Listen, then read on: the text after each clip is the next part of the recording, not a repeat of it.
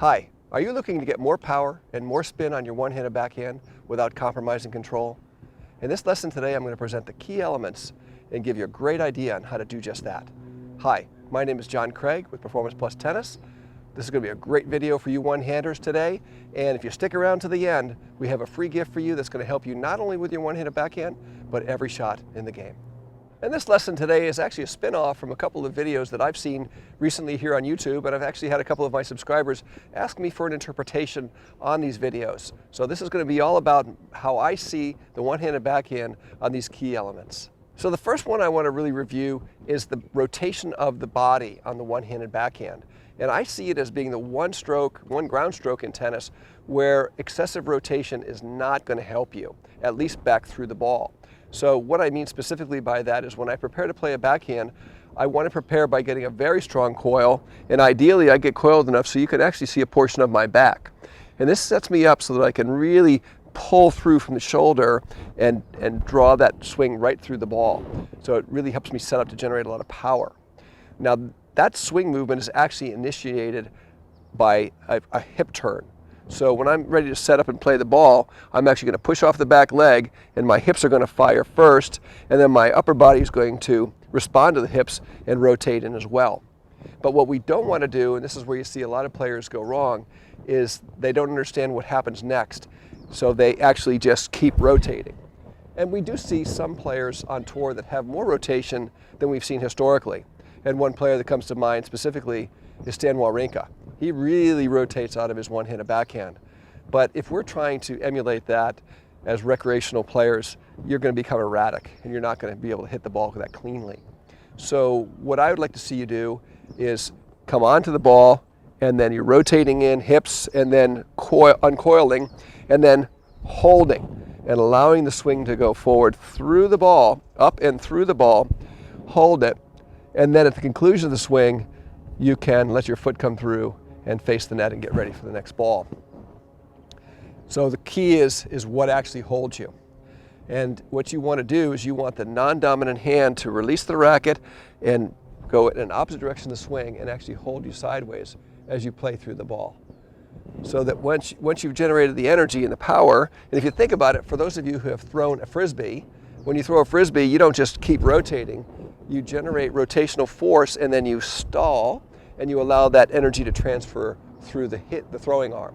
And it's similar in a one-handed backhand. You want to rotate and then hold so that energy transmits through the hitting arm. So to be specific, I want you to really understand what the role of the non-dominant hand is on the one-handed backhand once you release the racket. So when I go to play the backhand, once I release the racket, I don't want the hand to come in and follow the swing, and I don't want it to just hang. What I actually wanted to do is counterbalance the swing and hold me sideways as I play through the shot. And that's why if you look at Roger Federer, for example, you'll almost always be able to see his left hand holding behind him. And it's not floating, it's actually firm and it's solid. And you see players like Dominic Thiem like this, Grigor Dimitrov is another great example, Roger Federer, all these players with really great one-handed backhands. The non-dominant hand is a key feature to counterbalance and hold the body steady through the swing. So next time you're on the court, really pay notice to your non-dominant hand after it releases the racket to play the forward swing on the ball. And be sure you feel that the non-dominant hand goes back and it's steady and it holds you. And then once you've concluded the shot, you can bring the foot through and get ready and face the net again for your next ball. So avoid the idea that you're going to continue to rotate through the one-handed backhand. It's going to cause you to be erratic. So the second topic I want to cover on the one-handed backhand is how you generate power and spin and control the ball at the same time. And one of the inquiries was about this idea of a flick on the backhand, where when you come into the backhand, you're going to have this flicking characteristic that's really going to be through the wrist and the hand to play the backhand and get spin. And that's a bit of a myth. That's not where your power and your control is going to come from. And you really don't want to be thinking about trying to flick on the one-handed backhand, because the power of the movement that's going to generate the power and the spin and the control originates somewhere else. And that somewhere else is really through the playing shoulder. So specifically, when I go in to play the one-handed backhand and my left hand releases and goes back, Now my shoulder is engaged and it's pulling it through, and the racket is going to move from below the hand to up to the hand, and then it's going to move above the hand. And that action actually occurs through the shoulder, rotating upward and outward away from the body.